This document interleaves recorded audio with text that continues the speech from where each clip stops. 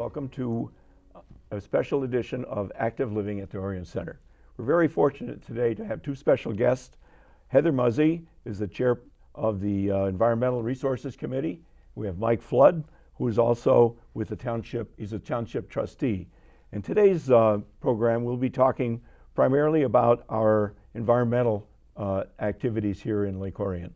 So we'd like to start off and ask the question, Heather, what do you do in this committee? Well, I've been the chair for a number of years and try to organize some meetings where we can delegate some tasks and also communicate with the township board about ideas or concerns that we have regarding environmental issues just here in Orion Township. We're not involved with statewide or national issues. So what's the mission of this organization? Well, we have a purpose that's stated in our bylaws that we do follow. And it evolved out of being a solid waste and recycling committee. Okay. But we got our name changed to Environmental Resources and made things a little more official, but also expanded the scope. So in our bylaws, it says that we are making recommendations to the township employees that are responsible for their website and the outreach program here, or this outreach program newsletter, so we can put some information out to the community. That's a big part of what we do. Okay. And then we expanded our scope beyond solid waste and recycling, and the hazardous waste has always been a part of this as well. But to put together some programs and work with the environmental event in the spring, the Green Expo, Okay. and help promote that, as well as a little bit more with watershed issues or invasive species and education in the community. Okay. And Mike, your involvement on this, I assume you're one of the official members of this committee. Yes, in the township we have various volunteer committees, and usually we'll assign a township board member to each committee. So they have a liaison back to the township board. Okay. Puts a little more emphasis that they have somebody to carry on the things that they want to do. So if there's something that the environmental committee would like to get put through in terms of some kind of a act or some kind of a motion or something like that, you'd be the primary guy to bring it to the township board. Right, that would be my job. I'm the liaison. And you're kind of like the spokesman for this organization. Correct. On the township board. That's correct. Yeah. Great. How many members do you have on this board? 7 voting members, and then we can have non-voting members if there's a high school student that's under 18 can be a member, as well as say somebody who works in this community but doesn't live here. You have to be a citizen of Orion to be a voting member, but we can take volunteers from outside the area if they have something to bring or offer. Okay. And your meetings take place when? We've moved them to Mondays at 10 a.m. here in the Orion Center. And 10 a.m. most Mondays of the month, first Mondays of the month. Okay. Of most months, that's the best way to put it. All right. Not every month. We don't meet the first week of January or July. So what are some of the things that you're concerned about right now in terms of environment here in Lake Orion? I mean, there's a lot of things to talk about. I'm sure there's recycling and there's all kinds of... Yeah, there's certain things like, just basic information on garbage is being handled carefully and correctly, and promotion of recycling. Those are ongoing all the time. And hazardous waste evolved in the years past. The township ran the event, but would only offer one per year. And then they joined a consortium in the county of other communities so that there's 4 events, and residents here can go to any one of those 4 events. And one is still offered in Orion Township every year. Those are ongoing year after year. And then we pick up a few other things that change and come and go, like the invasive species is kind of new for us, and promotion about wetlands. Now, you've been in existence since what, like 1984, something like that, Mike? Yes, the Ordinance 73 came into effect in 1984. 84, okay. Yeah. Be 30 years this coming March. So in those 30 years, what have you guys accomplished? Well, I think, first of all, they've got this volunteer committee on board. Right. Because it takes the public input to make these things happen. Sure. At the township level, we can't be doing all that. Right. And we found it's a lot better when we have individuals out there that really care about our community that will carry that torch. What's happened is that we have in the ordinance, we regulate the trash haulers in this community. Okay. A trash hauler cannot pick up any refuse in this community, garbage, Right. unless you are licensed through the township, and that happens through the clerk's office. And they go through a protocol with the sheriff's department. They do background checks, make sure that these companies are reputable. And then back in the 70s, when we started, recycling really came in, the environment came in. Right. So we have some ordinance language there to enforce this taking place in our community. Okay. So you got these no-haz days, and where people can bring in their old TV sets and their, you know, their fluorescent light bulbs and all this type of stuff. And a lot of the liquid waste too, you know, partial containers of paints or solvents really don't belong in the landfill. They will Right. cause a problem in our watershed, so you want to keep that out. So what happens to that stuff once it's picked up? Would you ship it off to China or what? Well, watch the 60 Minutes. Haven't you? Yeah, I have. There is a company in Michigan that processes that. Okay. And it depends on the item that's picked up. If it's disassembled and stripped into various metals and plastics, or the oils that get refined and cleaned and used as dirty fuels, but they are cleaned Right. up first. And they do sell used motor oil can be sold as recycled motor oil. And the paints get reused as well. They pulled out the elements and junk the waste, and I think Habitat for Humanity sells recycled paint. Really? Yeah, really. Okay. Oh, that's great. They don't have a broad color palette because with the recycled content, you Right. can't make a bright white Right. or a real pungent, bold color. So But you get a lot of grays. I bet you get a lot of grays. But a lot of people put, neutral shades up on the wall, and so they have Sure. a palette of neutral shades. Oh, that's cool. The county runs these no-haz events. Okay. And there's like 10 communities here in northern Oakland County that belong to it. All right.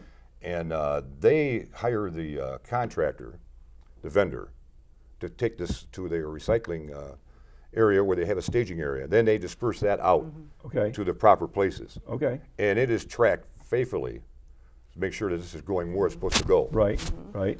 Okay. So there's some ordinances that control all of that, I assume, either local ordinances or something countywide. Or state and federal I would both. say more, state. those are more state and federal. Once Okay. it gets to the facilities, the businesses that sort and organize all that.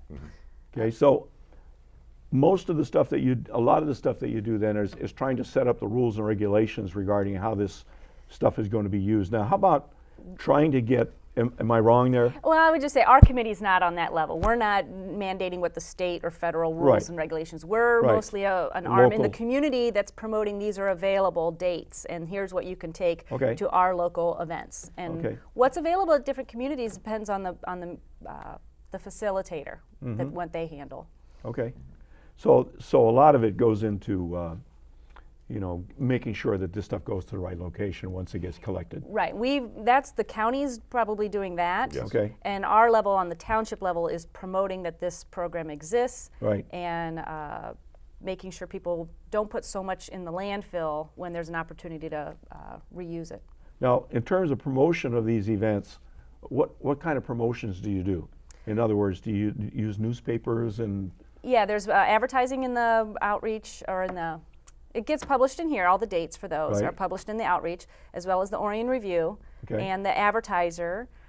Sometimes maybe the Community Lifestyle, free magazine or newsprint. Right. The And county there's might just do one on the Oakland Press too, Yeah, maybe. the county Okay. puts those out and publishes them in the calendars. And then there's these poster contests every year, and these are the winners from last year. They were both from Carpenter Elementary, and they offer this, and it helps get the information out to the kids at the 4th and 5th grade level. And then there's also these brochures that are always available at the library Right. for each year, and they push the dates for that year on here, as well as what is and isn't accepted, which varies a little bit from year to year, and lists the communities and if there's a copay or a voucher required. And it even tells you what's not accepted at the events. So you have some sort of a contest with the kids. Yeah, This is great. I love this. Yeah. You got I them like really this one. taking part. yeah. And, this one's really cute from last year. Yeah, I love that. Yeah, It's great. this was the first place winner last year. So Excellent. that's a great thing with the kids, gets them involved, and they tend to go home and tell their parents about it.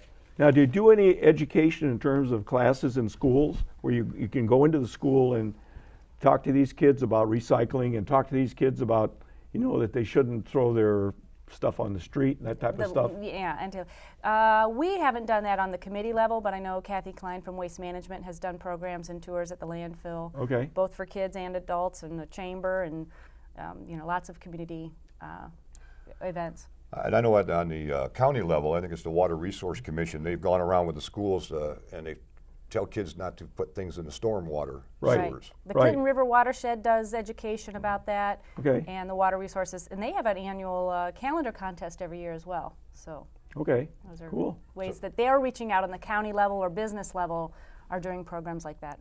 So you got a real challenge in terms of making sure that people understand, what needs to be done in terms of how a lot of these materials should be handled, how they should, how you should treat different types of materials and so on from an environmental standpoint. Proper disposal is probably where you're getting at. That's the word I was looking for. I couldn't find it. And that's the thing to keep in mind. There's very little that really needs to go to the landfill if you really think about it. That Right. we can do a lot more to divert items that can be reused and or would be toxic, because there is a bit of rainwater that lands on that landfill and is treated as sewage only. They're not treating it for the toxins until there's a cap on that landfill. It's Okay. being treated. It's potentially hazardous in our water stream. And one last thing on the stormwater management is that if this thing gets into our water system, it can go leach through the ground, Right. or it can get into our waterways. This is a big effort in our stormwater management, both the county and the Right. township level, and it helps towards that, fulfilling those requirements too. Okay. Well, we're just about to the end of our first segment here. I'm going to kind of close it up right now. We'll come back in a couple minutes. We got a little free advertising we're going to do here for Okay. a couple minutes, and then we'll come back and talk to you more about possibly some of the invasive species of plants that we have coming into the area. Okay. Great. Thank Thanks for joining us. We'll be right back. Got clutter in your garage or cabinets or basement? Does it include hazardous materials like expired medicine, paints, yard maintenance materials, CFL bulbs? The list is long.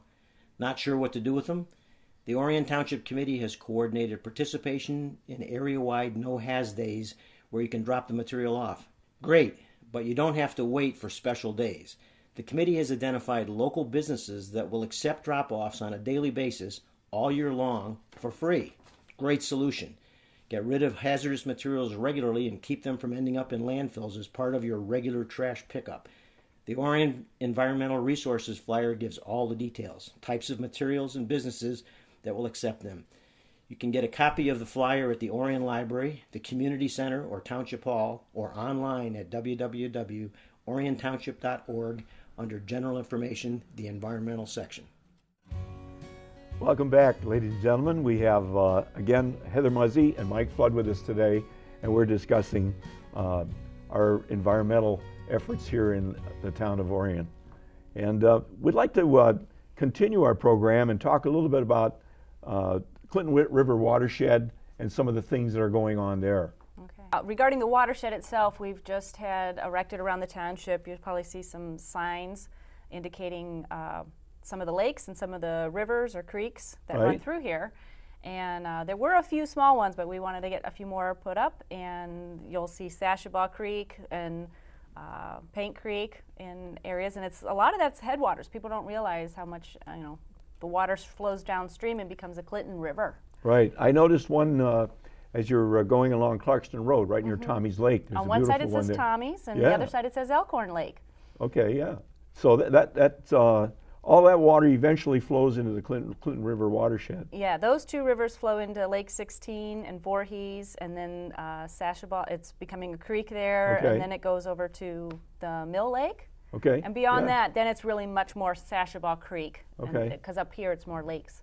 So it's all kind of interconnected. It all is. Yeah. There are 46 miles of stormwater designated in our township Okay. that we've identified. And that's outside of the state and county park system. Right. Oh yeah, he's talking about the drain system. So and this is all tied in with the storm Yeah. drain system. Okay. Because all our developments that we do in this township, we have to Right. manage this discharge of our Right. stormwater.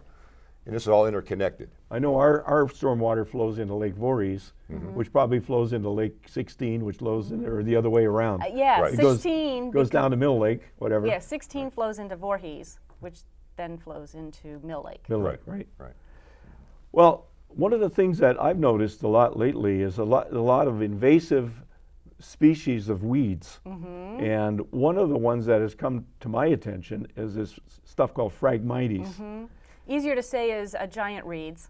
Giant, right, right. Because they're very big. They're about 16 feet tall in the center of a stand. You know, like trees on a, you know, will grow taller in the middle. Right. The stand of Phragmites is taller out in the center where the water or the ground drops off. Now, where does this stuff come from? Europe, but in Europe there are animals and organisms that live amongst it and keep it more in check. Right. And here there's nothing eating it or living with it, and it just grows bigger and bigger. But we've got a ton of it here in Lake Orion. We do, because, yeah. Now, Partly we have a lot of water. It grows in wetlands mostly, Right. and we have a lot of water area in this area. And So it likes salt. it doesn't Oh. mind the salt, yeah. Oh, So really? it's going to grow in the ditches along the roadside where you have the salt. So that's a place it'll usually take hold. And anytime you do a construction project with a road or a path or a development, and you're moving dirt, it's much happier to get started in the dirt than a grass or cattails. And a lot of that dirt that's moved around has salt in it as well, or contaminants. And the Phragmites don't mind dirty soil. now, I live next to a wetland. And let's assume that I see some Phragmites starting to grow back there. What kind of action should I take? It's Should much I call your committee and say, Heather, come over here, I've got a problem? Yeah, and as a committee, we're not doing that, but there are some local organizations that are more directed at that. and Okay. We're just kind of a little hub here as a committee, but if you do have Phragmites, starting a new stand of it that's kind of thin is much easier to address, manage, and kill off in 1 year than a very large existing Right. stand. I know that I try to kayak between Lake Voorhees and Lake 16. Okay. And now there's so much of that weed in there, It's so much dried of up, that yeah. Phragmites in there that you can't get through there No, you anymore. won't be able to do that anymore. And the rhizomes is what takes it over. That's the root system. Right. It's quite extensive. Right.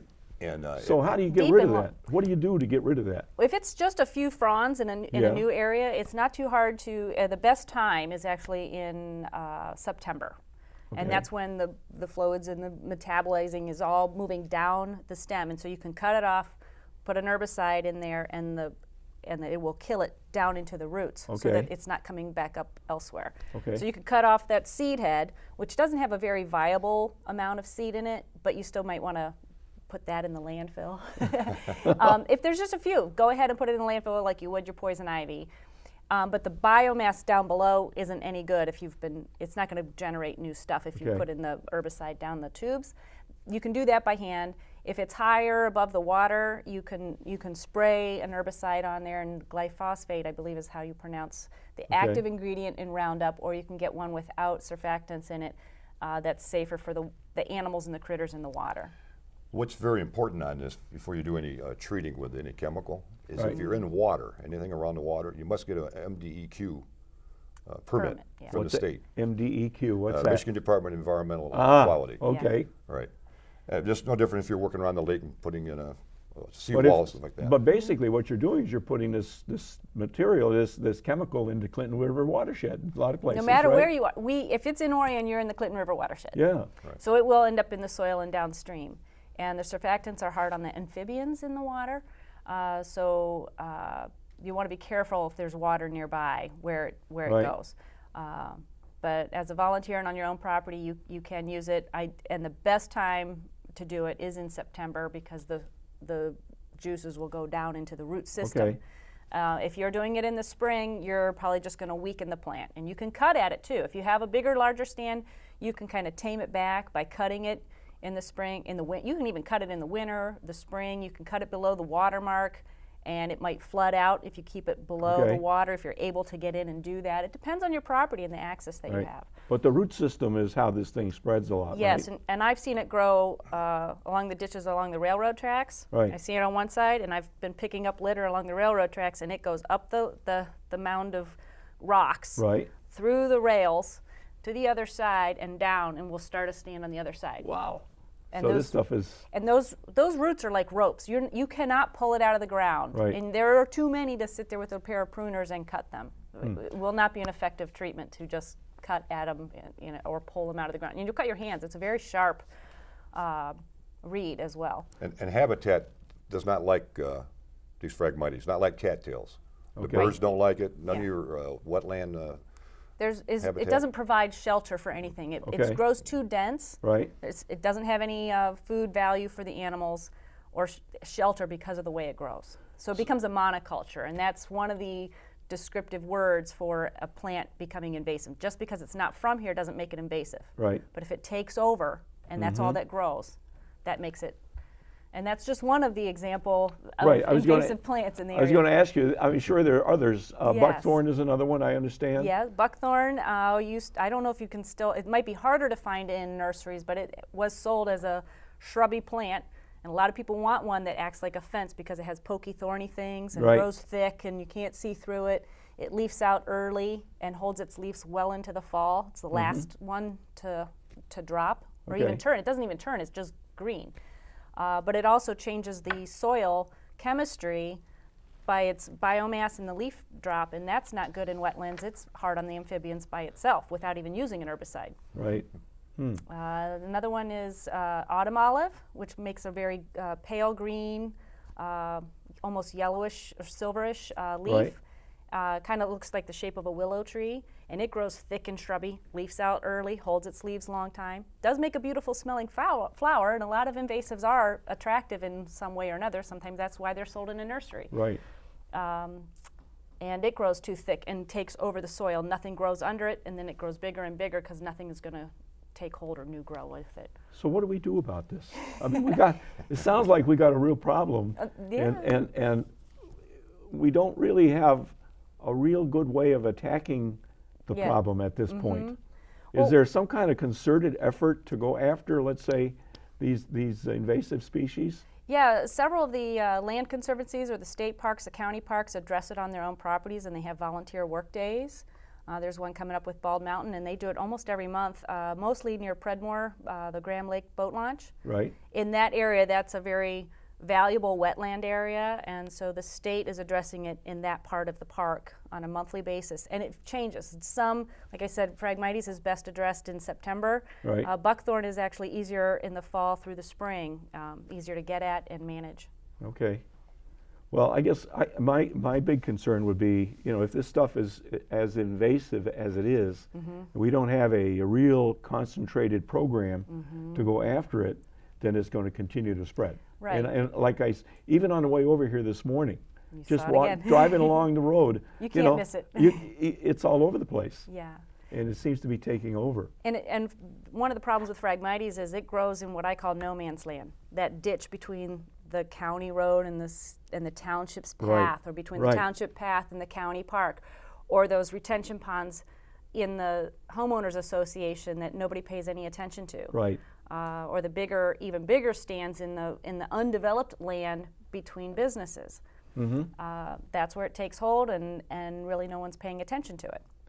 So your task, it seems to me, would be to get people really fired up about this Right. and go out with their lop offers. What do you call those things? Well, you can use the loppers on on the buckthorn and the autumn olive. And how about the Phragmites? That one you probably want a brush cutter maybe, or Yeah. a what are those bush hog machines called? Yeah, but they grow in the water a lot of times, Yeah, right? Yeah, so So it depends on, you don't always have to cut it, but it helps. So you have to wait till it freezes, then you can go out there with your bush hog and cut the stuff right We down, could go right? on and on about how to do all the different species. I think we should have another show and talk only about the plants and the different ones, because we haven't talked about garlic mustard or Japanese knotweed.